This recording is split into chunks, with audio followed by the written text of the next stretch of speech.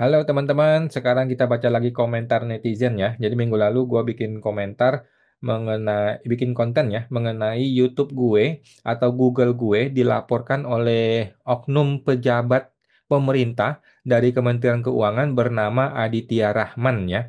Jadi ada pejabat yang diduga anti transparansi ya. Dia melaporkan konten gue ke YouTube atau ke Google, mempermasalahkan adanya surat kuasa ya. Jadi surat kuasa dari Menteri Keuangan kepada mereka ini, gua sampaikan di YouTube dan di Google gue dan dilaporin kepada Google ya. Eh, gue sih merasa surat kuasa itu bukan dokumen rahasia, sehingga tidak ada masalah dong gua publis. Lagi pula surat kuasa itu dibikin pakai uang rakyat. Ya kan? Surat kuasa dibikin pakai uang rakyat dan digunakan untuk keperluan umum publik, yaitu pengadilan gitu ya. Dan dokumen itu sudah menjadi fakta persidangan, sudah menjadi dokumen pengadilan, sehingga tidak ada masalah ketika itu dibutuhkan atau diminta oleh masyarakat gitu ya. Nah, gua bikin video. Nah, sebelum video itu dihapus oleh YouTube ya, karena beberapa waktu ini YouTube rajin sekali menghapus YouTube gue karena dilaporin terus nih sama oknum-oknum ya. Hampir tiap hari video gue itu dilaporin oleh oknum ya. Nah, gue akan share ke teman-teman semua. Ini dia.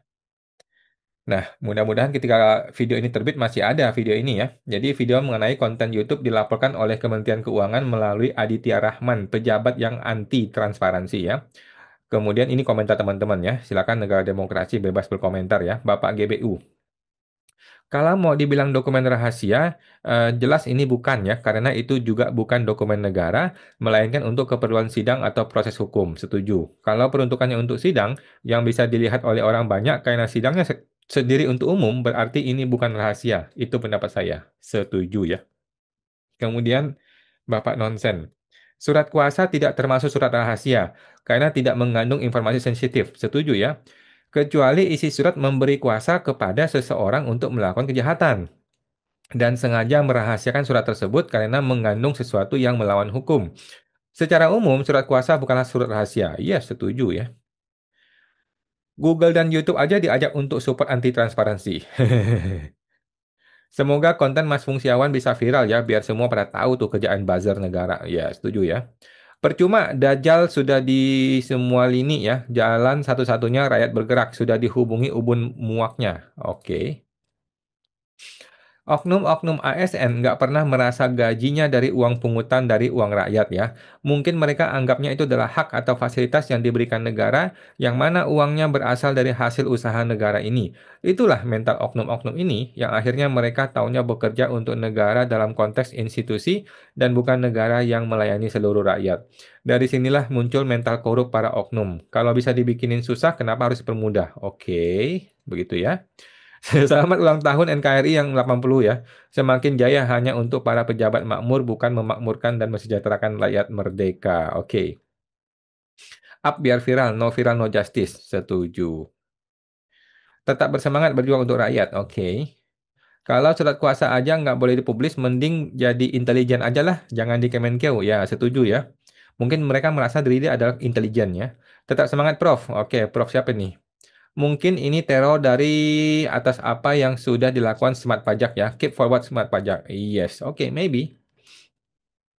Arogansi dan kebiasaan pejabat dan ASN melawan aturan perundang-undangan, khususnya Undang-Undang KIP ya, Keterbukaan Informasi Publik, harus kita lawan terus. Karena selalu masyarakat yang diintip, diendus, dan dicurigai. Namun, mereka, para pejabat dan ASN, kerap melakukan korupsi dan tindakan sewenang-wenang dengan cara sembunyi-sembunyi. Oke, luar biasa ya. Bapak Honor Su. Sejak kapan jadi rahasia, Bos?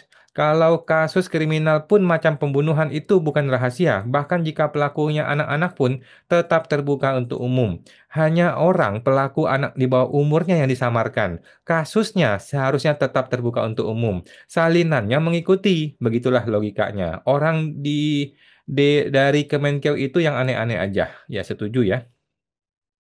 Ketahuan kerjaannya mempermainkan hukum. Oke. Bapak dimensionless.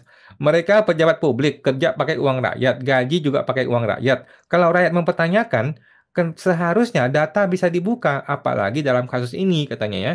Kementerian melaporkan seseorang yang menggunakan nama lembaga negara, tetapi bersembunyi di nama yang tidak jelas ya. Seharusnya kementerian juga mempertanyakan siapa itu Aditya Rahman. Sudah gue tanyakan Pak ya, sudah gue tanyakan di PPID Kementerian Keuangan, mudah-mudahan dijawab segera ya. Masa sekelas orang kementerian pakai nama abal-abal saat mewakili lembaganya? Iya ya. Jadi Aditya Rahman ini kita cari nggak ketemu ya. Kita cari di surat kuasa itu tidak ketemu orang yang namanya Aditya Rahman. Jadi kita nggak tahu ini orang siapa.